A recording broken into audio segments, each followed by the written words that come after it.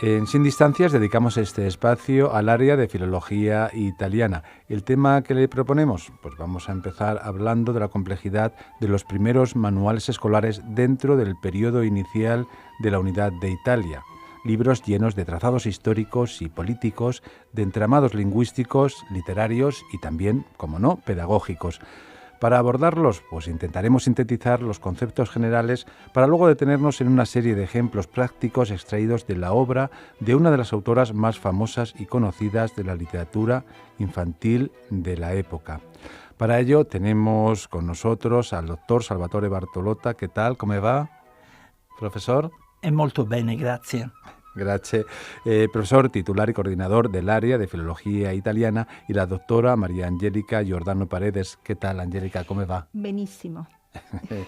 Gracias, qué bien suena el italiano. Es profesora asociada de la misma área. El título del programa no lo he dicho, pero luego saldrá a colación. Y, bueno, Ida Baccini, la voz de la infancia. Profesor Salvatore Bartolotta, ¿qué nos tiene que decir?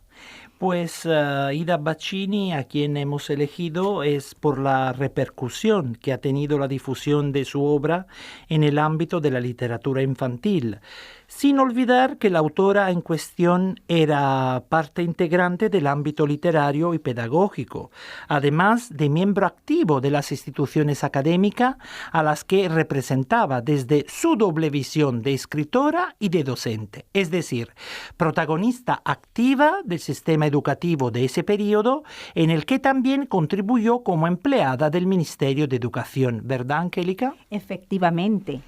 Y los ejemplos que se utilizarán tendrán la función de demostrar la finalidad de la literatura, en la escuela italiana, por supuesto, posterior a la unidad, destinada sobre todo como vínculo unificador a través de la cultura y de los valores intrínsecos de la patria, facilitando el camino hacia la alfabetización y la integración lingüística de una sociedad con bases más homogéneas y merecedoras, como no, de una lengua más estándar que identifique a todos los ciudadanos en la intercomunicación sociopragmática y no solamente sirva de patrón para las publicaciones escritas.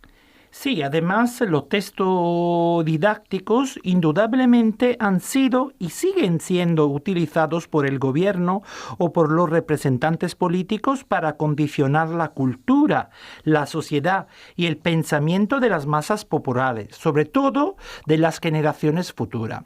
Y se ve de manera particular en los libros de ese periodo histórico que permanecían aún bajo el influjo de las ideas del resurgimiento italiano, del risorgimento italiano. Exactamente. Y por esta razón, la principal finalidad de los programas de las primeras reformas educativas, como la Legge Casati, decreto legislativo del 13 de noviembre de 1859, número 3725, fue la elaboración de los primeros manuales escolares y, sobre todo, la exigencia de alfabetizar a los italianos y de unirlos tanto lingüística como culturalmente. Entiendo, por lo tanto, de lo que comentáis, que considerando la situación del país, hay que acudir a la historia. A finales del siglo XIX era fundamental crear, ante todo, una lengua unificada que representara los valores culturales que son el distintivo de toda nación y fuera la base de un sistema educativo universal y equitativo. ¿Es así? Por supuesto, era evidente que solo la lengua podía dar identidad al pueblo italiano y por eso muchos escritores e intelectuales trabajaron arduamente para conseguir tales objetivos, precisamente para propulsar la tan deseada unificación lingüística. Pero a pesar de la gran labor desarrollada, es realmente lamentable que en la mayor parte de los libros de historia de la literatura italiana de todos los tiempos se excluyan casi completamente algunos autores y autoras principalmente, pero en modo particular Ida Baccini, cuyo contributo ha sido relevante para la historia de la literatura, pero principalmente para la educación infantil. Es por ello que nos volcaremos en su notable contribución educativa. Según lo que estáis comentando, creo que es importante recalcar que tanto en Italia como en Europa, la literatura de alto nivel, es decir, de grandes escritores reconocidos como Defoe, Swift, Scott o Dickens, y la que se mencionaba en los manuales escolares, no se diferenciaba en nada, y en esta línea Collodi, Pacini o de Amicis, tuvieron muchísimo éxito y fueron utilizados en las escuelas italianas durante mucho tiempo, ¿o me equivoco, profesor Bartolotta? Estás en lo cierto, Miguel. Y por lo que se refiere a la historia de la educación en Italia, se puede decir que la primera gran reforma se consiguió, como dijo antes Angélica, con la Legge Casati en 1851, una reforma laica que fue posteriormente extendida al Reino de Italia. La escuela primaria estaba dividida en 2 bienios, de los cuales el primero era obligatorio. Y luego se accedía a la secundaria, que en esa época se denominaba gimnasio, o a las escuelas técnicas. Pero la ley tuvo una evolución muy lenta y al final no consiguió obtener grandes resultados. Por un lado, porque las escuelas dependían del ayuntamiento y por lo tanto tuvieron una difusión poco homogénea en toda la península. Por otro lado, porque alimentaba el temor de la clase burguesa por la escolarización de las masas populares y esto amenazaba con posibles rebeliones sociales. Exactamente, Salvatore. Y esta fue la razón por la que se planteó una separación entre gimnasio y escuelas técnicas, ya que la primera rama era portadora de una cultura lingüística y humanística, de distinción clásica y cuya intención de naturaleza política era claramente de carácter unificador.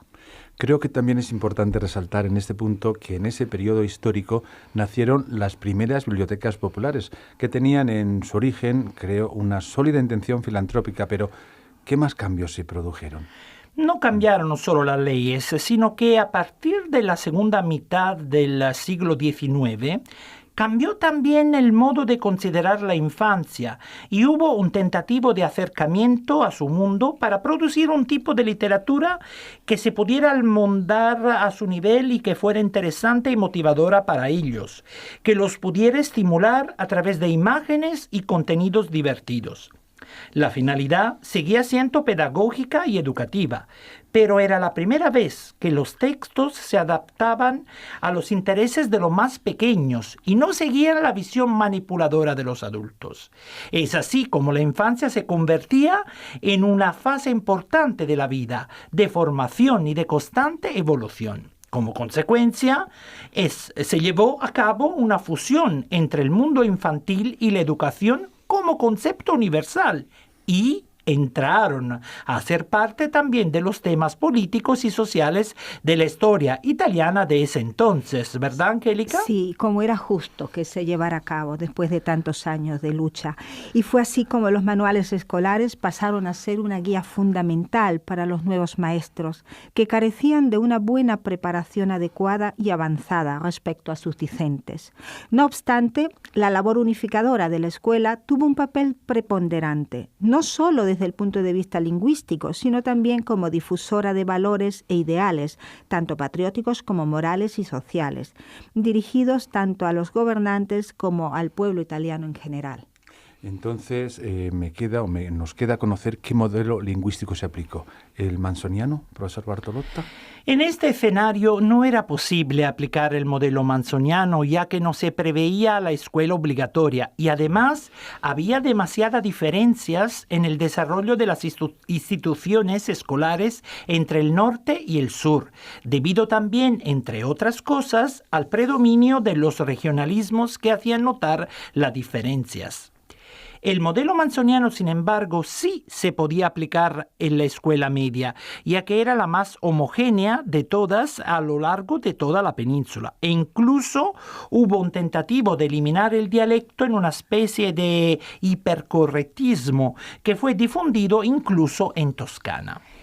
Bien, pero de todos modos, el hecho de que muchas personas, aunque no todas, frecuentaran la escuela y tuvieran acceso a los manuales escolares, en buena parte los primeros libros que nunca hemos visto, favoreció la alfabetización y la asimilación de principios morales y de ideas, que fue, sin lugar a dudas, el eje unificador del pueblo italiano, para grandes y chicos. Y el estudio de la lengua era un instrumento necesario para aprender a comprender los deberes de cada uno, asumir responsabilidades, ser conscientes de las propias acciones y convertirse en buenos italianos. ¿Os parece que estamos ahora en disposición de adentrarnos en la figura que nos interesa estudiar hoy, Ida Baccini? ¿Qué nos podéis contar de su vida? Bien, Ida Baccini nació en Florencia, en Firenze, el 16 de mayo de 1850. Su padre Leopoldo era director de una tipografía y su actividad empresarial en el campo editorial hizo que su familia se desplazara por varias ciudades italianas, de Génova a Livorno, entre 1857 y 1859. En el 1865, por ejemplo, volvió a Florencia, a Firenze, pero desafortunadamente cayó en bancarrota. En ese ambiente de cambios y constantes mudanzas, Ida Baccini recibió sus primeras clases de las hermanas Gozzini, ya que todavía no existían las escuelas públicas. En Livorno frecuentó el Instituto Juliet, cuyo método de estudio siempre consideró moderno, y así lo tomó en cuenta en sus autobiografías. En ese periodo inició la apasionada lectura de los libros que su padre iba acumulando en la tipografía, y se reveló su vocación literaria, de amplia inclinación hacia la escritura. Desgraciadamente, su familia ya no podía apoyarla económicamente, por lo que ella se ayudaba con la costura, y al final decidió casarse con un artista de Livorno, Vincenzo Cerri, pero el matrimonio duró muy poco, ya que ella se resistía a ser relegada al plano de la esposa sometida. Además, era evidente la diferencia de caracteres marcada por el altivo machismo del marido y a su personalidad típica de los artistas bohemios. Y todo esto lo llevó a la separación en 1871, aunque la sentencia del Tribunal de Firenze es de 1875. Después de la separación volvió a la casa paterna y en el mismo año que obtiene la habilitación para enseñar, al mismo tiempo un puesto público de maestra siempre en Firenze. Desarrolló su profesión pocos años porque en 1878 decidió dimitir porque no estaba de acuerdo con la introducción de la educación física en la escuela primaria. Pero la verdad es que quería dedicarse de lleno al periodismo y a la escritura, ya que sentía que era realmente su verdadera vocación. Sí, quizás no esté muy extendido que su producción literaria, la producción literaria de Ida Baccini, de quien hablamos, es muy fértil. Escribió más de 100 obras, entre las que constan los libros de lectura para la escuela primaria, que serán posteriormente adoptados como manuales escolares en la recién nacida Escuela Pública Italiana, y quiero resaltarlo. Estas obras se caracterizan por su estructura en capítulos y cada uno de ellos está constituido por una breve lección sobre un argumento que tiene una serie de preguntas al final del mismo para verificar la asimilación de los contenidos y de las estructuras. Pero, ¿qué más nos podéis decir ahora de su obra, Angélica? Bueno, pues que la escritora florentina incrementó de manera notable la difusión de la literatura, tanto con sus libros, que tuvieron muchísimo éxito, como con los artículos que iba publicando en periódicos y revistas para niños, algunos de los que dirigió ella misma, como es el caso de Cordelia, de 1884 a 1911. Se trata de la primera publicación de este tipo dedicada exclusivamente a la educación femenina, y Giornale dei Bambini, de 1895. En esta obra trató diferentes problemas sociales y de género, y para ello se valió de proverbios y dichos populares, además de demostraciones de acercamiento a la caridad humana. Pero la obra que hizo famosa la escritora es Memorie di un pulcino, Memorias de un pollito, publicada en 1875. El libro narra la historia de la transposición urbana de un pollito de campo. La autora decidió mantener el anonimato para evitar que la afectaran los prejuicios que aún pululaban en el mundo editorial, amarga e injustamente dominada por los hombres. Pero debido al gran éxito que tuvo, al final decidió hacer otra edición con su nombre.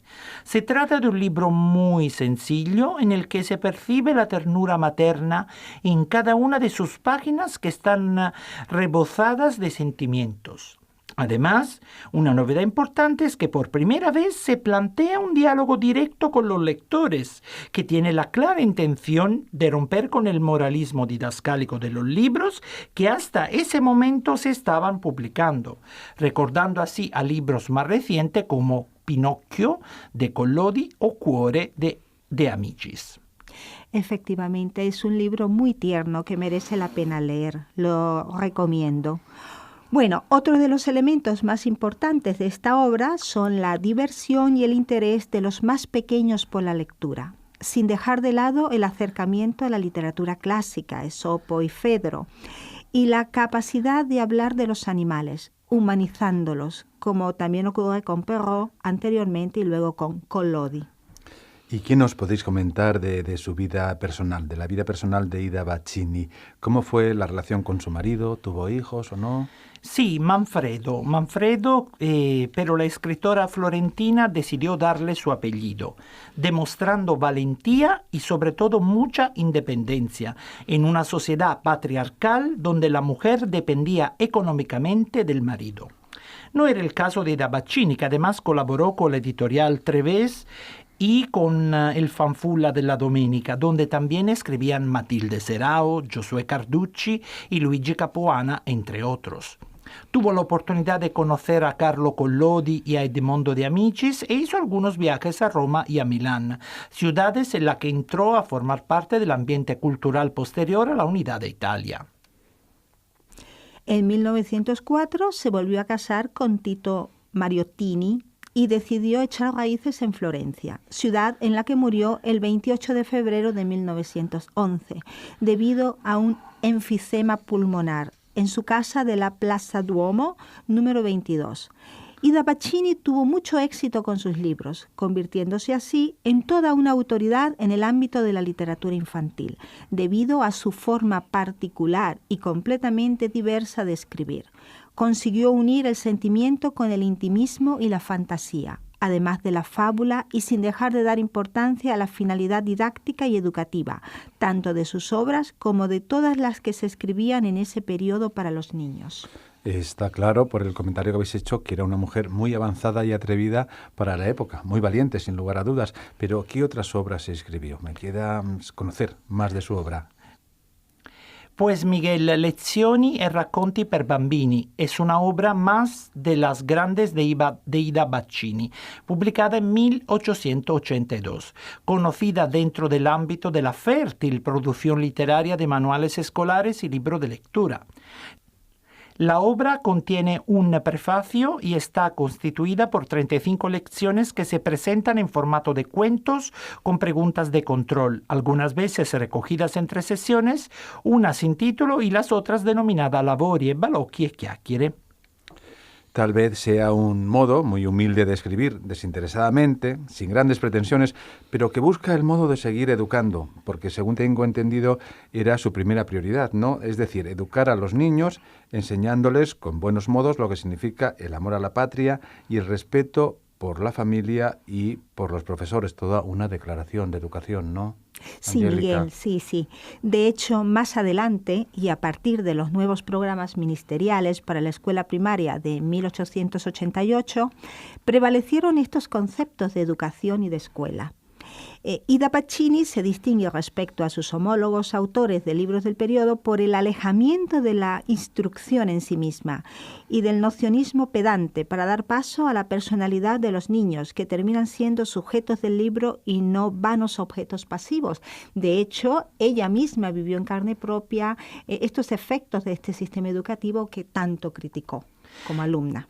Su intención era reproducir y representar las múltiples impresiones que los niños perciben del mundo exterior cada día, no obstante el aparente desorden de sus obras. De hecho, la introducción de un capítulo titulado Lavori e Balocchi se podría decir que es un buen ejemplo del método educativo que la autora nos propone. El trabajo es importante o más bien fundamental, por lo que incluso los niños a su manera deberían trabajar, pero este trabajo debe ser enseñado a través del juego, es decir, el balocco. Entiendo, y todo eso trasluce una profunda comprensión del universo infantil en el que el juego tiene un papel primordial, sin duda. Es así como ese espacio dedicado a la actividad lúdica la acerca a las teorías pedagógicas más modernas de la historia de la humanidad. Está claro que Ida Baccini se dedicó en modo exclusivo y bastante fecundo a la literatura infantil, haciendo eco de su experiencia docente, sutilmente evidenciada en sus obras. ¿No es cierto, Angélica? Sí, Miguel, efectivamente. Y su método, parecido al de Collodi, tiene la finalidad de enseñar divirtiendo, de manera ligera y agradable, de manera que el alumno se pueda motivar y acercar gustoso al mundo de la educación y aprenda a través de ilustraciones y anécdotas de vida. En pocas palabras, tanto la educación como la escuela y el docente se ponen al mismo nivel de los niños para enseñarles con ejemplos prácticos y reales totalmente relacionados con la experiencia del día a día.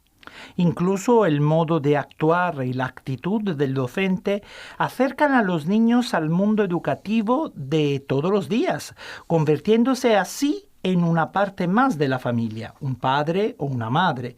Esto lo podemos ver, por ejemplo, en el libro de lectura La fanciulla massaia, en el que la autora define la nueva figura del profesor. Y efectivamente, existe afecto y devoción de manera particular entre los niños y sus profesores, como se ve en el cuento Amaro, que trata de un niño que renuncia a su chuchería para dársela a la maestra.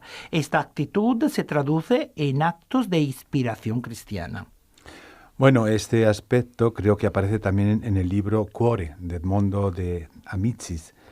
Las lecciones se refieren sobre todo a las ciencias naturales, a la geografía, a la química, a la economía doméstica, a la educación moral, además de nociones de agricultura y de artesanía, la producción del papel, del vino y del pan, sobre todo tradiciones cercanas al ámbito rural y relacionadas con la historia del arte. Efectivamente, de hecho, los argumentos más redundantes son el valor de la educación y de la familia, la importancia de la caridad para los más débiles, además del respeto y la aceptación del orden social. Otros temas de gran trascendencia en su obra son el respeto por la propiedad privada, las enfermedades e incluso la muerte. Por lo que se refiere al tema del amor por la patria, en la obra en cuestión apenas se nombra, alejándose de la profundidad con la que lo trata de Amicis. Sí, escribe en cambio sobre la libertad de Italia, extraña a los tiranos y a las dominaciones extranjeras. En este caso, Baccini no profundiza, ya que su intención es más que todo contribuir a la creación de la nación Italia, pero desde un punto de vista lingüístico y moral más que patriótico. En otras obras, sin embargo, sí que dedica algunos capítulos al tema del patriotismo. Es el caso, por ejemplo, de obras como Terze letture per le classi elementari de 1886, en la que dedica un capítulo. Sí, bien, Salvatore, pero no olvidemos que la autora manifiesta un gran respeto y admiración por el rey, utilizando siempre la mayúscula. Y lo hace así para transmitir esos sentimientos a sus alumnos. Es decir, trata en modo especial tanto la lengua italiana como la geografía y les dedica más de un capítulo en sus manuales escolares. Trata también el tema del amor por la familia y lo hace de manera persistente. Para ella, los padres se sacrifican por los hijos y generalmente renuncian a todo por ellos. Existe una gran complicidad entre los componentes de la familia, que es vista como un nido donde la hembra del ave, al convertirse en madre, se comporta como una humana. Bien, entonces se deduce o deduzco yo que el mensaje que Ida Baccini quiere transmitir a los niños es que la familia es un refugio seguro y portador de todos los valores morales. Por esa razón y por otras más, los niños tienen que respetar a sus padres y ser agradecidos. Salvatore. Sí, tanto los padres como los profesores tienen la obligación de educar a los niños dentro de las normas de respeto y de la caridad cristiana hacia los más débiles y desafortunados, como en el cuento Un baratto, en el que una pequeña alumna renuncia a su merienda para dársela a la maestra, una mujer, en este caso, muy pobre. ¿Y qué tipo de lenguaje utiliza Ida Baccini en sus obras? Se puede decir que se trata de una lengua italiana viva, activa, simple y lineal, con muchos ejemplos de toscanismos y de florentinismos, bastante agradable para leer incluso en nuestros días. Estos aspectos del lenguaje no solo delatan el origen florentino de la autora, sino además la importancia que el florentino tenía como lengua modelo del italiano. Pero esto ya es una curiosidad. ¿Cómo era la escuela en esa época? Por ejemplo, los docentes, ¿cómo eran tratados? Precisamente en este contexto, la escritora aprovecha para subrayar la importancia de los docentes que en esa época no estaban lo suficientemente valorados ni disfrutaban de un buen salario, pero tenían en sus manos una gran labor y el peso de una responsabilidad sin antecedentes, la de formar a las primeras generaciones de italianos e inculcarles los principales valores familiares y patrióticos, entre los que destacaban el espíritu de sacrificio y la nobleza con la que se debe enfrentar cualquier tipo de trabajo para enaltecer la propia dignidad y la de la patria. Sí, además, Ida Bacchini intenta acercarse a los niños desde el nuevo contexto sociocultural que se presenta y para conseguir sus objetivos propone un método de enseñanza que abarque y satisfaga todas sus exigencias y necesidades, así como sus intereses. De modo que es tanto intrínseco como extrínseco. Así, la autora se coloca en una posición bastante avanzada para su tiempo, convirtiendo a los alumnos en protagonistas de sus textos y haciéndoles revivir, a través de las lecturas, sus propias experiencias de vida, pero desde un punto de vista ejemplar. Exactamente, Angélica. Sus obras, por lo tanto, hacen parte de los nuevos métodos educativos que empezaron a utilizarse en la época. Las lecturas eran tratadas con mucho cuidado, de modo que, sin alejarse de la realidad adyacente, los niños pudieran conocer el mundo que los circundaba y aprender a comportarse reaccionando en modo interactivo. ¿Y cómo trata el aspecto religioso? Verás, Miguel, por lo que se refiere al elemento religioso, claramente católico, la autora lo trata bastante bien en Racconti e lezioni per bambini, en una escuela pública de indudable atuendo laico.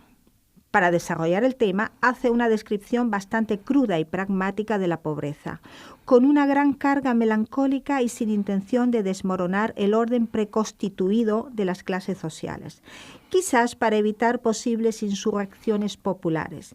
Y en cuanto a la patria, la autora no parece tener mucho interés en enfatizar ningún tipo de elogio, aunque sí que aparecen algunos bastante disipados. Bien, pues por lo que habéis comentado, creo que el discurso más interesante es el relacionado con la lengua. Sin duda recrea un lenguaje fresco, natural y fácilmente comprensible para facilitar la lectura de los textos y motivar a los niños en el largo camino del proceso de aprendizaje. Todo esto se puede verificar a través de los diálogos que elabora, en los que se instaura una relación directa con los lectores, divertida, agradable y desde un punto de vista pedagógico muy bien adaptada a las necesidades de los niños. No sé si es así.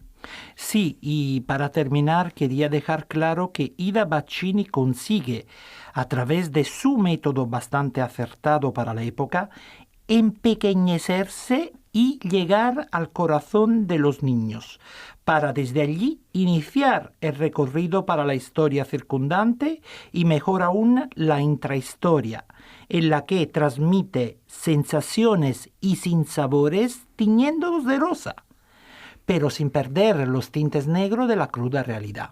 La autora nos enseña a transmitir los conocimientos sin perder esa inocencia e ingenuidad que nos hace a todos eternamente niños, para que con ese espíritu y desde la misma posición podamos ver y recorrer con ellos las páginas de la vida.